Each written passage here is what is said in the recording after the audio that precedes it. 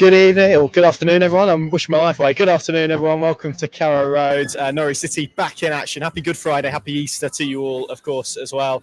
Norwich City start the Easter weekend with a home game against Portsmouth this afternoon. Does it mean much in the grand scheme of things? Norwich, technically, mathematically, one of the few teams that can still get promoted or relegated. I would put a lot of money on neither happening this season. Paddy joins me. We've obviously got a couple of minutes till team news. What are you anticipating? So many times this season we've spoken about surprising or surprises and probably unwelcome ones a lot of the time. Could we be in store for another today? Maybe a slightly leading question, but yes, but we'll wait 2 more minutes. But I think there will be a surprise on the team sheet, not injury related.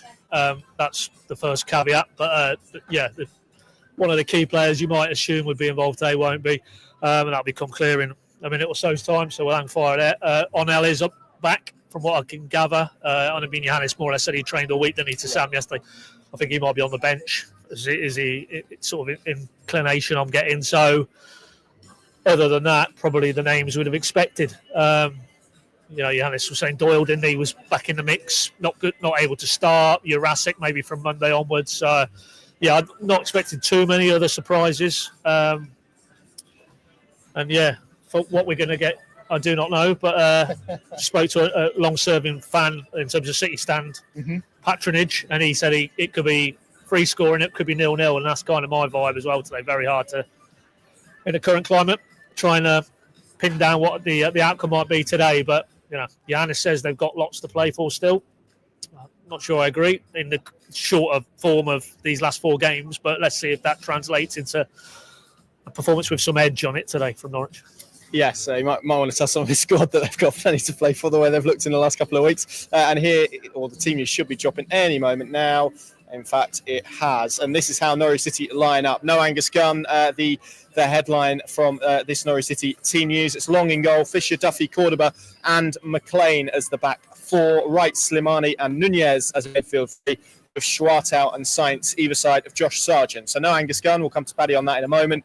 Fisher, Duffy, Cordoba and McLean, the back 4. Wright, Slimani and Nunez, the midfield 3. With Schwartau, Sainz and Sargent up front. The subbench, Reyes, Stacey, Doyle, McConville, Forson, Jakob Sorensen, Marcondes, Gibbs and Onel Hernandez. Paddy, no Angus Gunn. What can you tell us?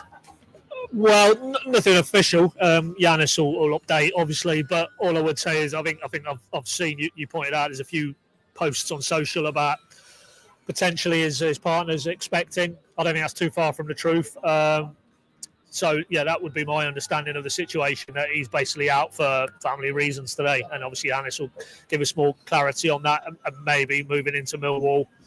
I guess if it's in the process, then that's probably he's not going to be able to give that clarity as in whether he'll be back for Millwall, but that is our understanding. It's a family related matter. Yeah, and we obviously wish Angus, his partner, and obviously his family as well, all the best over the next coming days. Hopefully that all goes smoothly and safely, and hopefully in time for Monday. That would be good if the process could get hurried up in any strong way. Obviously misses today. So that's the headline. I mean, there's a lot we to sort of unpick here, Paddy, but I guess we'll continue in that theme. George Long, start for him in goal. Clearly, I think we reported earlier this week, that we probably expect Angus Gunn, his contract situation, to be public knowledge later this week. Doesn't feel like there's one in the offing. George Long comes in. He has signed a contract this year. Probably wouldn't expect him to be number 1 next season, but again, probably another maybe opportunity for him to showcase himself at this time of the season. I know he's not everyone's cup of tea, to say the very least, but he will be open, I guess, to produce a performance.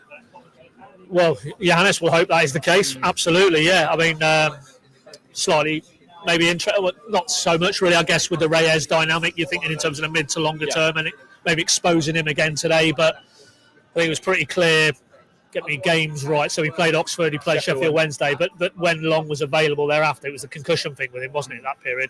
George Long came straight back in, and Johannes was more or less in messaging that he thought it was a bit too soon for Reyes. He clearly is of that opinion again today. Will we learn anything new about George Long, good or bad? Probably not today. So I think what you'd hope is that there's a steady performance there within a back 4 or 5 that we're not really talking about because Norwich have done the business at the other end of the pitch, and if that's the case, then it'll pass without any sort of real alarms. But what you don't want is the other scenario in play, which George Long, as he has done on occasion when he's got the opportunity, not exactly proved he's an able understudy to Angus Gunn, so which I think we probably know he isn't in terms of the levels. But that's the cards today. There's been plenty of cards he's had to play this season, and this is another one. So let's just say, as I say, as part of a defensive unit. And to be fair, I'm right in saying there's the last 2 games here, clean sheets. I think I'm right in saying that, aren't I? Yeah, Adam's not in. That's good enough for me. There you go. So the platform is being built here. A bit late in the piece, sadly, for top 6 ambitions this season. But at least that defensive unit returned to Carrow Road, knowing the last 2 games, they've been solid enough, and they'll need to be that again today because Portsmouth probably, although Norwich don't have materially a lot on the line, Portsmouth, as you said, probably need a win just to secure their status in the division. So that's incentive enough for them today. Yeah, bad travellers, Pompey. Only won 2 on the road all season, which is half the amount that Norwich have won. So, and we, you know how much we've spoken about. Obviously, came up from League One last season, so they've maybe got a little bit more of a wriggle room to explain why they've struggled so much. But a lot of their victories have come at Fratton Park. And actually, I think since that 0-0 draw against Norwich in, when was that, November, December time, the run they've been on has been largely absolutely incredible in terms of their home form, less so away from home. The back 4, Fisher, Duffy, Cordoba, and I guess the point again is Kenny McLean at left back, Callum Doyle on the bench, as we mentioned, back from fitness. So you could kind of see this being probably the last point we see Kenny McLean at left back, providing obviously Callum Doyle is fit enough potentially from Monday to go on and take it on with Mahovo and Crozene, likely or definitely going to be out for the rest of the season. So going to be interesting to see, I guess, how that can translate to another game. I think obviously it was a wing back role at Burnley, but certainly here against was it Sunderland? I don't think he did too badly in that position.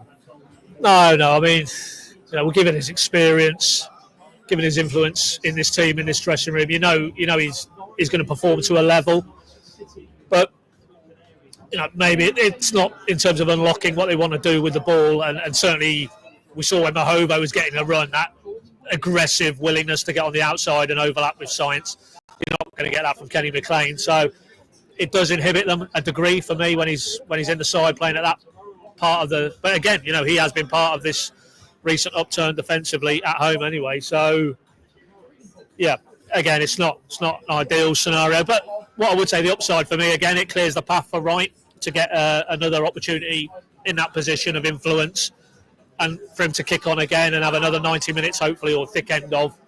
And as Johannes said, he singled him out at Turf Moor as the player who really, in that environment, against some very good players at this level in central midfield for them, Brownhill and Cullen, he didn't look out of place.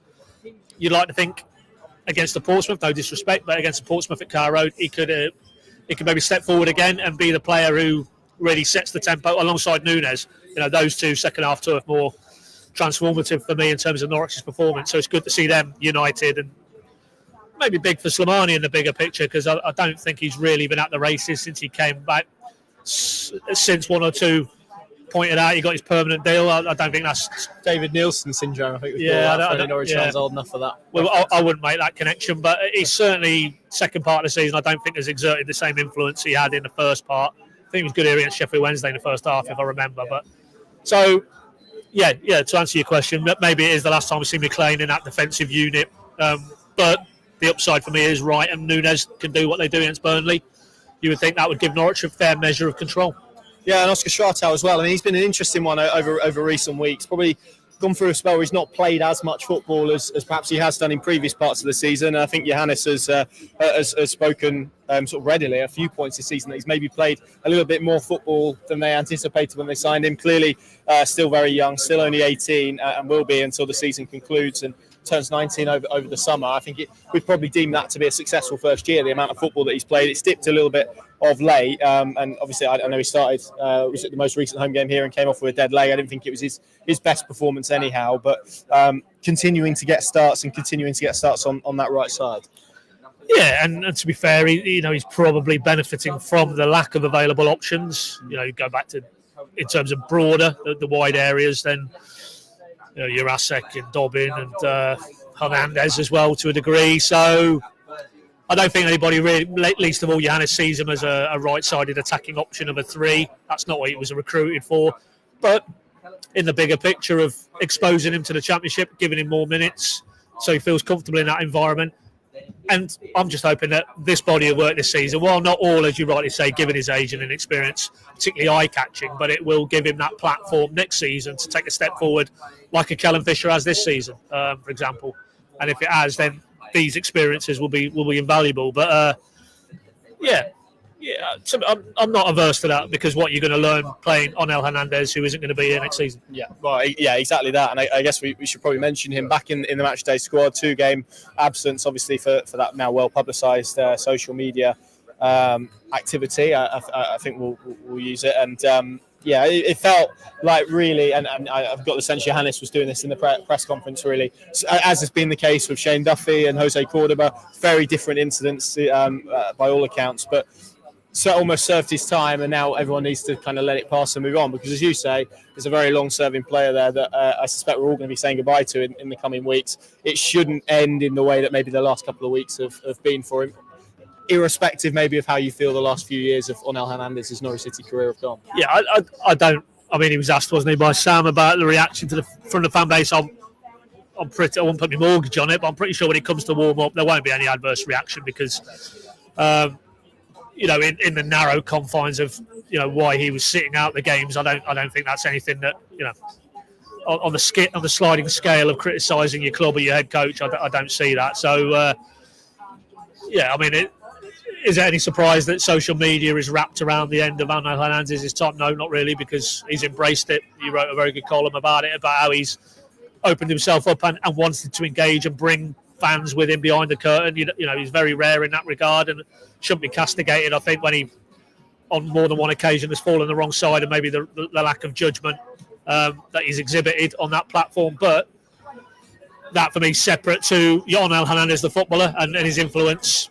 You can't argue with the longevity, but he has always and never will be, been a player who contributes in little cameos. He's never been a Pookie, as he's never been a Wes Houlihan, he's never been a John Ruddy, he's never been an Angus Gunn in that regard. So, it'll be interesting, what type of send-off he will get. Because obviously, as a person, the warmth he exudes and the genuine love he has for Norwich as a team and Norfolk as a place, that's beyond reproach. But Onel Hernandez, the footballer, I don't think he's necessarily going to be fondly remembered on that regard. But I guess enjoying what is here. Yep, absolutely. Liam Gibbs back on the bench, which is good to see. Callum Doyle back on the bench, which is good to see. And I guess crucially, Paddy Josh Sargent starts, which isn't a shock, but clearly that wasn't the case against Burnley, and we've dissected a lot of that in terms of on the podcast. But at home, obviously, penultimate game. This is likely going to be the penultimate time at this place we see Josh Sargent play for Norwich. It may well happen in pre-season. Right. But and there's no denying him. Science. We could list plenty of others. Norwich City are a better team when those two are leading their attack, and particularly if you're a Portsmouth, if you're a Burnley, as we said in last week's show. If you are one of those teams and you're looking at a Norwich City-less Josh Sargent, I think you're feeling a lot more positive and encouraged by your prospects, particularly without Antti Sienats on the bench. He's still injured. Yeah, there's no doubt about it. I mean, what are they now? 17 and 14. That's 27, 31 league goals. You bench one of those. You immediately give the opposition a fill-up. Not that Burnley and Scott Parker necessarily needed it, but I'm sure Portsmouth in their situation, if there'd been no Sargent on this lineup today, and for argument's sake, Emi Marcondes in a false 9, then you immediately start to think, well, we can get something here. So, we don't need to reopen that can of worms. I think Hooks was spot on with, how he messaged out that whole scenario with Nunes as well, at Burnley. For me, I couldn't disagree, really. At this stage of the season, I'm not sure management of minutes should be necessarily the priority. To follow your theme, Connor, not we're trying to flog Josh Sargent, but the cynic in me says... He doesn't need us to flog him. No, but the cynic in me would suggest what they don't want is to risk injury with a view to you have a crocked number 9 who they want to try and maybe sell this summer or potentially could sell. That's not going to be a good look. So is that in play as well? But they don't want to try to go to the market with him in the summer, and yet again another fitness-related absence at the end of the season. So that's just me being devil's advocate. But maybe it is the last but one appearance for Josh Sargent. If so, let's hope he marks it. Yeah, it could be the case for a fair few in that Norwich City squad over obviously today, and we've got Cardiff as well. Let's bring you the Pompey 11, some familiar names, two familiar names in there. Obviously, Josh Murphy and Isaac Hayden. Interestingly, and we'll obviously read through that whole 11 in a minute. Cade Gordon, who obviously joined Portsmouth it was at Norwich in the first half of the season, went back to Liverpool, then subsequently joined Portsmouth, not in the squad for the second week running. This is our Pompey lineup: Schmidt in goal, Williams, Poole, Atkinson, and Oligvi, I've got that wrong, as the back four. Potts and Hayden, the midfield two. Richie on the right, Murphy on the left, and oh goodness me, I'm getting tested. Auchi behind Bishop. Their subs bench: Archer, Pack, Yengi, Sadie, Bramall, Dozzle, Swanson, Devlin, and Blair. And as we said, Paddy, for as much as we can look at this through a Norwich City prism of they're in mid-table, they're likely to finish mid-table. Although the BBC did an interesting piece earlier this week about all the possibilities of what the teams have to play for. Norwich City, I think, we're in a bracket of three that can still technically go down and can still technically, obviously, go up. Yeah, mathematically.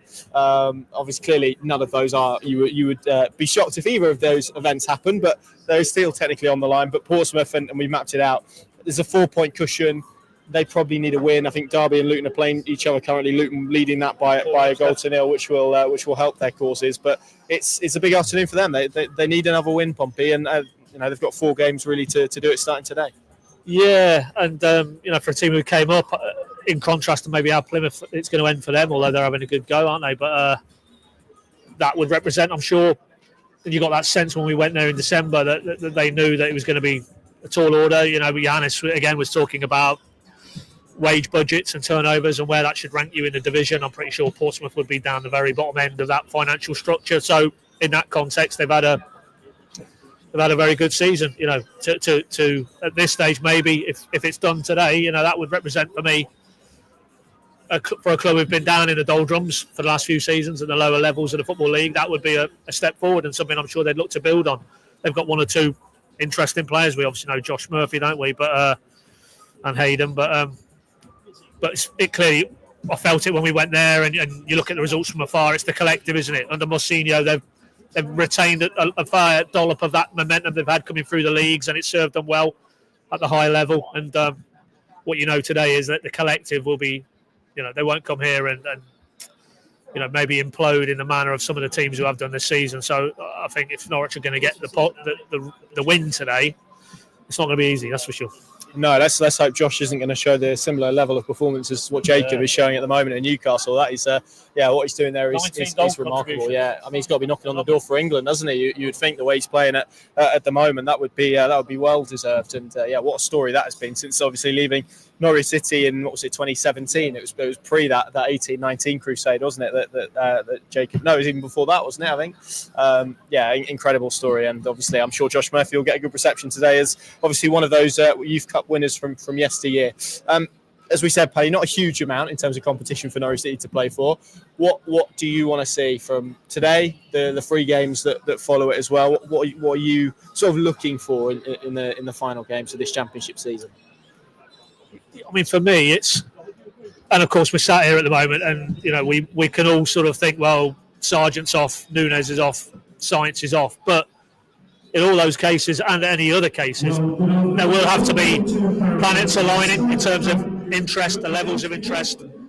But it does feel like that there is quite a turnover. We're on the cusp of another turnover of players. So for me, in these remaining 4 games, it's the Callum Fishers, it's the Jacob Wrights, it's maybe McConville gets another go, it's the Schwarthouse, McLean maybe. For me, the ones who at this stage feel like they're going to be here, if they can step forward, start to take almost more of the load from the Sciences, the Sargents and the Nuneses, it bodes well going into the summer, because they're the players who will have to emerge and do the heavy lifting when potentially the bigger hitters are no longer here next August onwards. So, yeah, in terms of what we want to see, what I would like to see is those players who almost sense that this is their time, as Kellen Fisher has. He's a good case study, and he just takes another step forward in his remaining games. Jacob Wright continues on the trajectory he's on, and then you can feel that there's a core there that Johannes has got something to work with, but being under no illusions, and it's going to be quite a tricky summer, I think, to navigate the window, to leave that squad in a space where, as he said, I think it's the Junior Canaries this weekend takeover, isn't it? I don't know if anybody's seen, there was a 8-minute piece of content where some proper questions were asked of him. That's an unfortunate shirt that young man's got on down there with Rowe. John Rowe, well, we won't go there. This season's shirt as well, yeah. He's definitely not coming back here, John Rowe, forget about that. But anyway, there's a Junior Canaries press conference, and Johannes was asked, what are the aims for next season? He says this group have to be top 6 contenders, not transition. You won't hear transition again this summer onwards. That internally will not be a message they'll be putting out there. They want now Johannes Torup to lead this group to be, at this stage of next season, either in the top 6 or really, really fighting to get into the top 6. So if that's the case, it's going to be players like Fisher, it's going to be players like Wright, maybe Schwartau. Further down the bench, is it Liam Gibbs? Can he come through if he stays clear of injury? Forson, McConville. So for me, these next 3 or 4 games, a bit more exposure for the younger types, and hopefully growing evidence that maybe with another pre-season under their belts that they're ready to step forward. Right, at that time of the show, I'm going to ask Paddy for his score prediction. I'll give mine as well. I'd like to hear yours, so comment what you feel the score is going to be today, and we'll flash a few of them up as we're talking for the last couple of minutes or so. But it feel like both home games really. Obviously Portsmouth and Cardiff on the final day. Cardiff clearly could be coming here in a situation where they may well need to win to stay in the division. We'll see how it obviously unfolds in the coming weeks. They're away at Sheffield United today, so not an easy one on paper, and neither is this one, by the way. But ones that, for Norwich City perspective, you would hope that they could emerge from with a significant amount of points, certainly to retain some of the optimism we spoke about. How do you see it going today? Well, I mean, would you just want to shrug and be done with it? The sounds I could make that maybe sum up my sense at the moment. I mean, I was thinking about this on the walk down today. Good or bad seasons, they've been going for something or trying to i.e. go into the new league or stay in the league. At this stage of the season, we've turned up here and there's been an edge to the games. There's been something on the games from Norwich's perspective. It's not the case today. It feels very much going through the motions. You sense that mood around the fan base, around the stadium. Not a disinterest, because they want to come up and they pay plenty of money to be entertained by this team in green and yellow, and you would expect that in the final 2 games. But that edge isn't there. I thought Darren Eady, actually, in the matchday programme, I just flicked through, and he's written on this subject. As a player, your pride wants you to come out and perform, because you're going out there, and every time you go over that white line, you want to perform. But he coined a phrase that there's no sense of jeopardy as a player at this stage. If you're one of these Norwich players today, you're not going up, you're not going down. It's degrees of mid-table meaninglessness, and so that, I think, will bleed into maybe these final 2 home games. I can see a draw today, 2-2. You? Could you? Yeah, that wouldn't. Yeah, maybe that wouldn't surprise me. I'm going to go for a Norwich win. I think we'll see 3-1 this afternoon for Norwich. That's quite a big win by recent standards. But any win would be nice, I think, after the run of form and obviously the feeling around this place. Sun's shining. There's even some flags in the Barclay. We haven't had a lot of that this season, so hopefully that can all liven this place up a little bit as well. And like we say, I'm sure Portsmouth will be fighting tooth and nail for everything, and I guess it's good turnout. It is a fantastic turnout. Yeah, well supported. Sunderland levels, that is, isn't it? Yeah. Yeah, so we will see what we get. Of course, all the analysis, reaction to this game. This man will be speaking to Johannes off Torup post-game as well. We'll bring you all of that. Pinken.com, the place to go. And I guess all that's left for us to say really is happy Easter, enjoy it. And prepare for a football bonanza over the next few days. See you soon.